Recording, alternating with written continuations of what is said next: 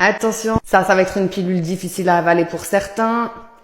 Pourquoi est-ce que tu choisis tout le temps des partenaires émotionnellement indisponibles? C'est qu'il y a une partie de toi qui est également indisponible. Je m'explique. On se raconte énormément d'histoires et en fait, toutes les considérations qui sont dans ton inconscient, que tu réalises du coup pas vraiment, tu vois, c'est la face émergée de l'iceberg, en gros, ça va modifier ton comportement externe. Tes pensées internes modifient le comportement externe. On l'a déjà vu avec l'index de computation en PNL. On peut en reparler un peu plus tard. Et quand il s'agit de tes histoires amoureuses, en réalité, si tu penses pas mériter certaines choses, tu vas faire en sorte de te mettre dans cette même situation pour conforter ton idée.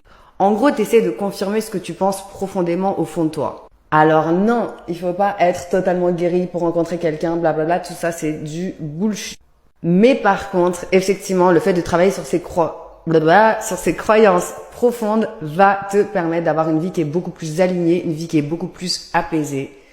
Et au final, c'est pas si difficile que ça. Je te rappelle, tu le sais que chez nous, c'est l'hypnose. On travaille sur les croyances profondes en kiffant sa live. Tu sais où me trouver si t'as des questions.